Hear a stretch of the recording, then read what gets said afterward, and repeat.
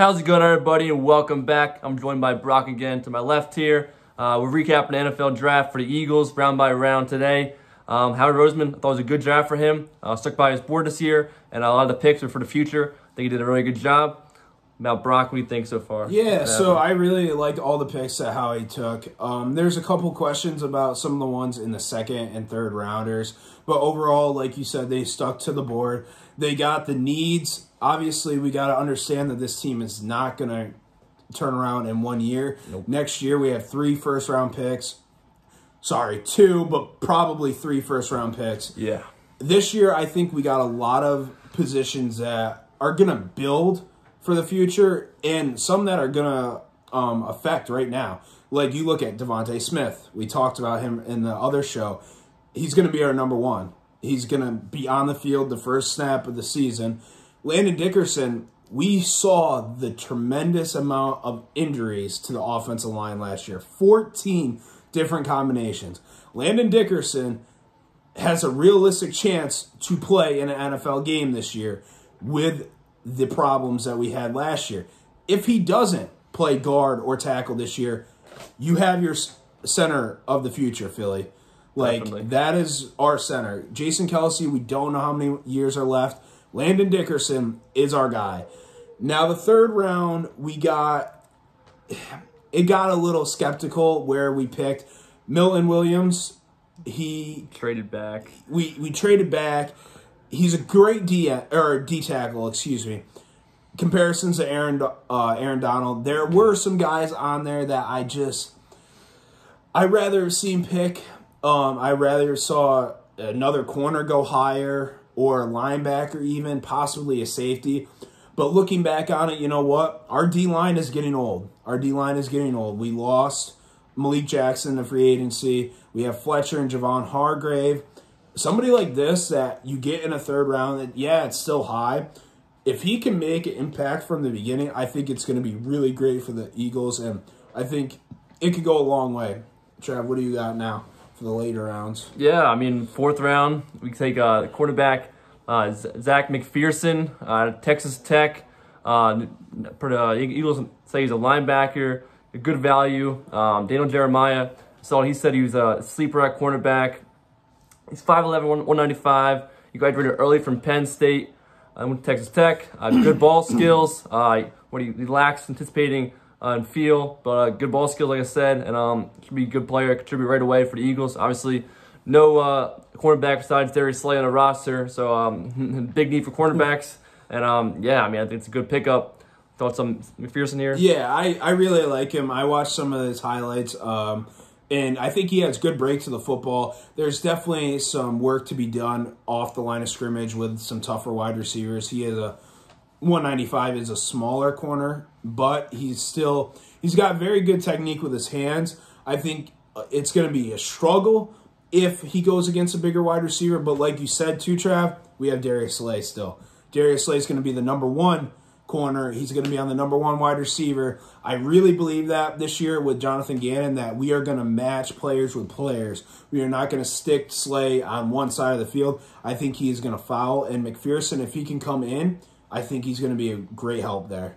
I agree. And mention Gannon. Really looking forward to see what he does with his defense this year. Changing, no more Schwartz, finally. I mean, what I hear from Gannon, I know what you heard, but it's like he's going to change it up a lot of different formations, concepts there.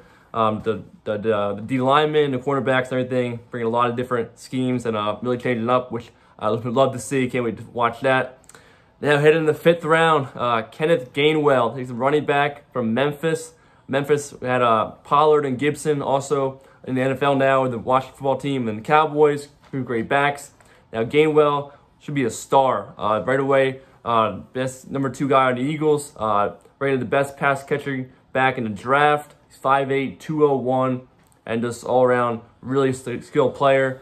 Brock. Yeah, and I think this pick for the Eagles could have major superstar potential. Kenneth Gainwell, you look at him and he runs the football. He does. And he's got speed. But where his value really is out of the backfield. Like from an Eagles standpoint, we saw Darren Sproles come here and excel, leave. when we saw Boston Scott, he's got the same body type as Darren Sproles. Yep. Now we have Kenneth Gainwell, who is a pretty good runner, but an even better pass catcher. Like, when we look at Boston Scott, yes, we've seen him run the football effectively, and we've also seen him get stopped at the line of scrimmage. Yeah. This guy is a running back first, but not far behind a pass catcher. He's a taller running back for his size and for his weight. He is not a stocky guy. He's lengthy. Like, I watched his highlights. You saw some crazy catches down the sideline. My philosophy on the pick is we have our number one. It's Miles Sanders, no doubt. If we're in a power situation, you go to Jordan Howard. You let him take the ball. Depending on, you can leave Miles in too. Then when we're going screens or little out routes for running backs, you have your choice here. Let the rookie go, or you can let Boston Scott run the play. I think that'll be a very interesting battle in camp to see who's getting most of the snaps and who's winning those snap battles, because I think Kenneth Gainwell can be a superstar potential for the Eagles. Totally agree with everything you said there. Listen to Inside the Birds of Adam Kaplan and Jeff Mosher. He said Gainwell, right when he steps on the field, he's totally a much better player than Boston Scott.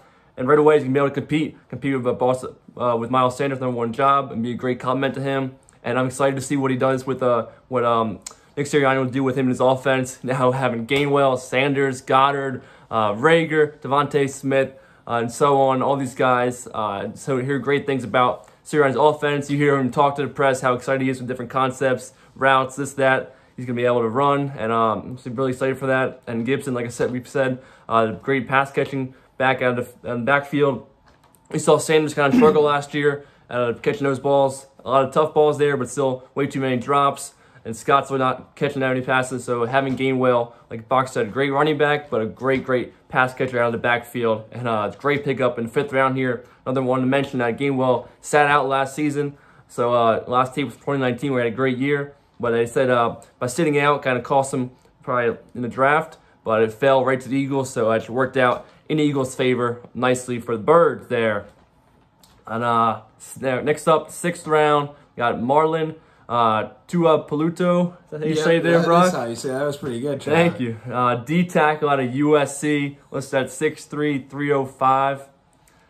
Can play nose and 3 technique. He's a bit undersized, but he's got great hands. That's all I got. We got more. And I just listened to the podcast. Actually, from Reading here, Ross Tucker, he was talking about the D-tackle. And he said he really likes his get off of the ball. He's very quick off the ball, really gets engaged, and he's a wrestler. He was a state champion in wrestling in Pennsylvania, okay? This guy has the technique to move these offensive linemen. Ross Tucker did mention that he needs to get a little faster horizontally, not vertically, horizontally moving side to side, a little better with his hands to shed off blocks. But he's very quick off the ball. You said 6'3", 305. That is a big D tackle. Yes, it is. And one thing that I stuck out listening to that, they kept saying he snaps linemen's necks. Now, not physically. He does not snap them physically, but he gets into their head quick. He pushes them back, and that's all you need. You need the leverage there, and you need to move those offensive linemen back. Push them into the running back. If this guy can come in and play 2 second down sometimes, maybe a 3rd down, and just make an impact on the game, it will be great for great compliment for the first-string defensive lineman. Awesome stuff there from Brock. Great insight there on Tuipulotu. Excited for him, see what he can do on the defense. Jonathan Gannon there, and Tracy Rocket, our D-line coach. Now, 6th round again. Next pick was Taron Jackson, DN from Coastal Carolina. Strong, balanced base, really strong dude. Another DN. Obviously, we got Graham, Barnett, and Sweat. Only 3 locks being the team, so another guy out there to compete with these guys to make the team. Yeah, and this pick is really interesting. I love this pick for the Eagles. You got this guy in the 6th round. Yes, smaller football school, but he's, like you said, a DN. He's taller, and watching his highlights, you can see this guy was the #1 defensive player in that conference for Coastal Carolina on the defensive line.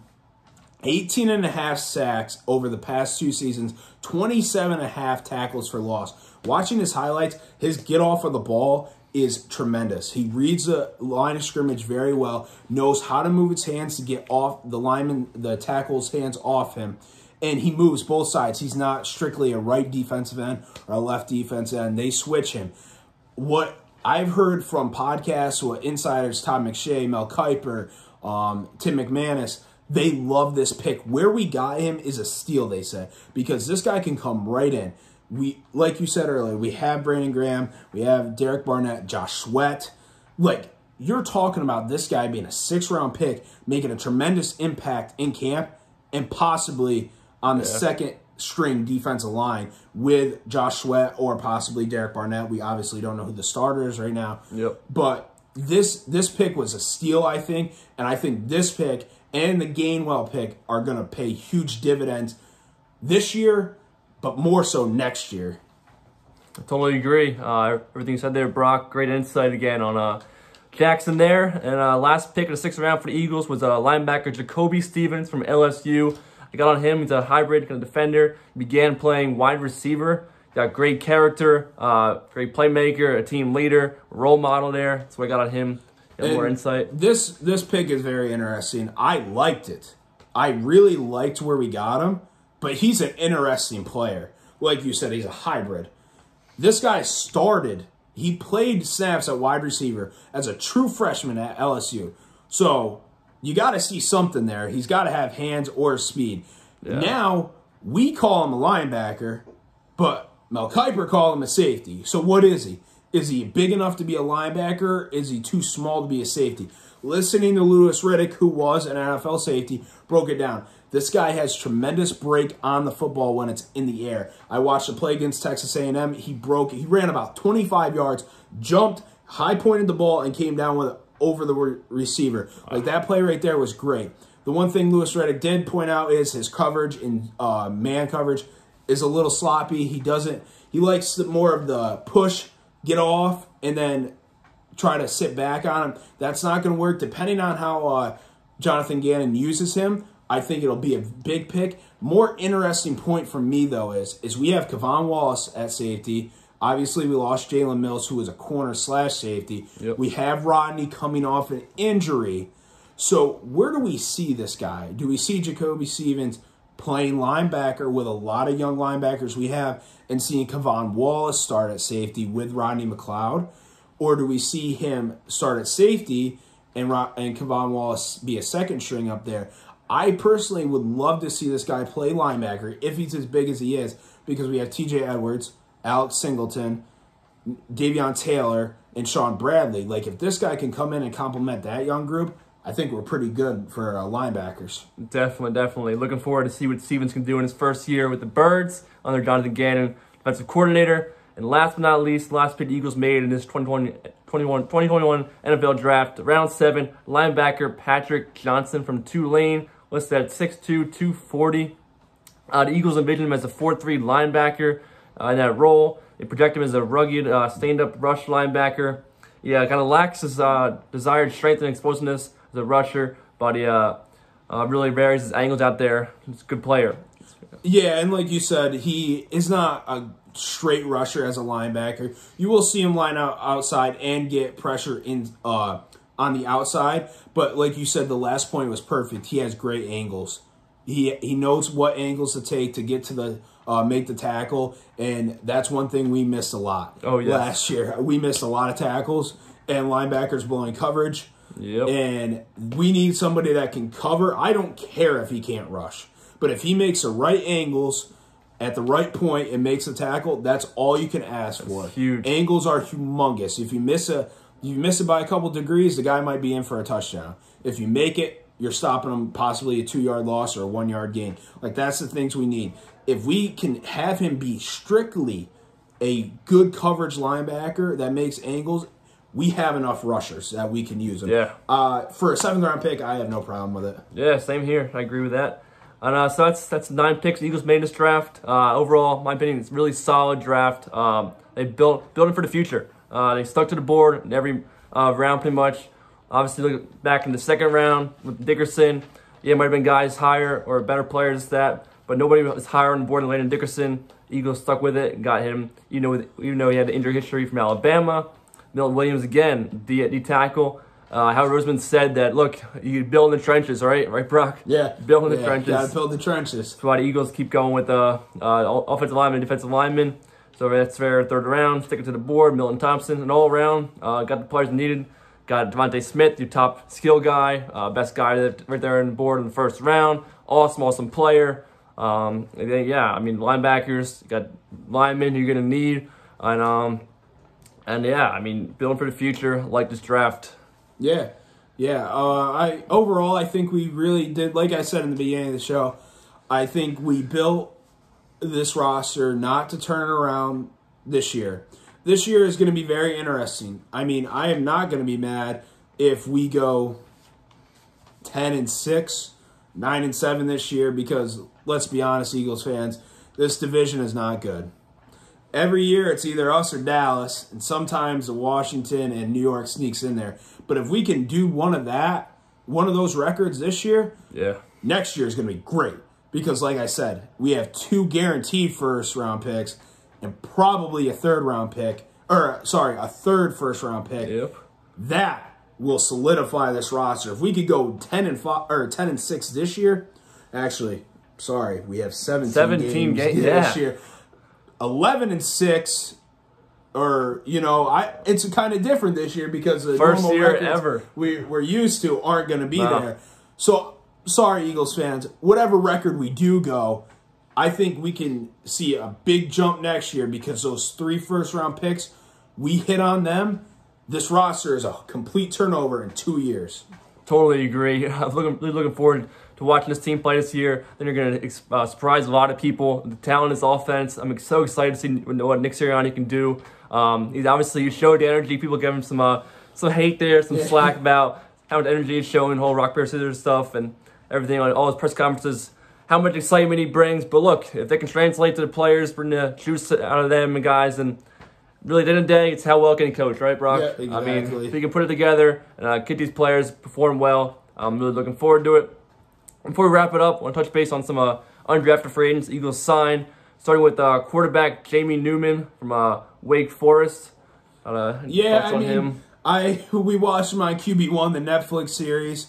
I actually got to catch a Wake Forest game this year. I turned it on after halftime, and honestly, I'll be straight with you guys. He threw 3 interceptions. All right, but let's be honest, Eagles fans, he is not going to be our starting quarterback. This pick is not going to hurt us, though, because we didn't pick him. We signed him. Yeah. And right now we have 3 quarterbacks with Flacco, Khalil Tate, and Jalen Hurts. This guy can possibly take Khalil Tate out, send him to the practice squad. We don't know. But this guy is a dual-threat quarterback. He's going to help. If Joe Flacco isn't up to par and Jamie Newman possibly is the second string and Jalen Hurts, something happens to him, he can run the football.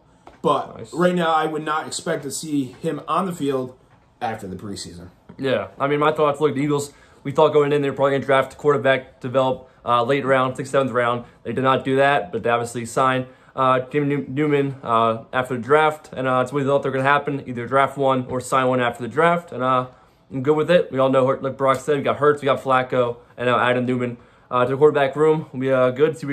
We'll see what he does in camp and everything, and looking forward to it. Next up, they signed Thomas Osborne, wide receiver for Texas A&M. Anything on him? I really don't know much on him. Yeah, I don't know. But next guy, Trevon Grimes, wide receiver from Florida. And I think it's a good receiver pickup. Yeah, I mean this one I saw it on Twitter all day today. It's a steal. This guy's 6'4". He's 6'4". That's a big body for a wide receiver. Yes, he is completely overshadowed because Florida, frankly, they had Kyle Pitts. And they had Kadarius Toney. Kadarius Toney, my bad. So this guy was overshadowed, but I think this guy can compete. He can compete. I mean, let's be honest, Eagles fans, J.J. Arcega-Whiteside has not showed us anything, and he's a taller receiver. We lost D-Jack. We lost Jeffrey. I mean, Travis Fulgham is a tall guy. Besides that, we got JJ. This guy's going to come in here. He's going to be tall. Like, I'm not saying our wide receiver room is not done yet. We could possibly get another free agent or somebody like that or make a trade. But if we could get another big body here to complement our stars and Devontae Smith, Jalen Reagor, and then we have, that guy at tight end, Dallas Goedert, running down the middle of the field, I think it's going to help the Eagles, and we could possibly see this guy get a lot of snaps. By the way, Eagles fans, he put out on Twitter he's wearing number 8. Awesome to hear that. And like Grimes, I don't know much about him, but I sort of read about that he could come in there and be and help in the wide receiver group. Might be a top 3 guy in the room for the Eagles. And like Brock said, huge receiver, and I'm looking forward to see what he does in camp leading up to the season and everything. Next up, Jack Stahl, tight end from Nebraska. I don't know much about him, but obviously, look, tight ends, some more. Got Dallas Goedert, don't know about Zach Ertz. We have Richard Rodgers, don't know if he's coming back. We got Kareem, a couple other guys in practice squad. But another tight end here, see what you bring to the camp. Yeah, I mean, it's more depth. It's more depth. Obviously, we don't know about Zach Ertz.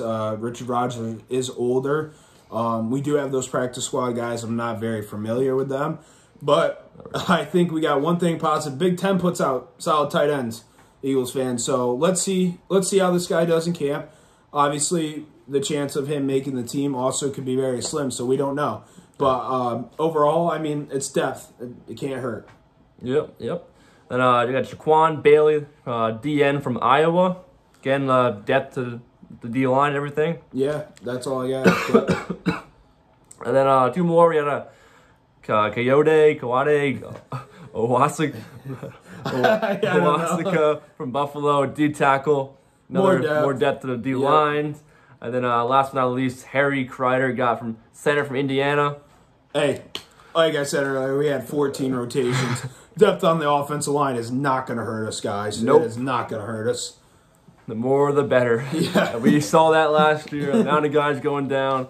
New starting combination every single week was just absolutely crazy to see that. And yeah, the more depth, the better. Yep. So that'll wrap it up there. Final thoughts.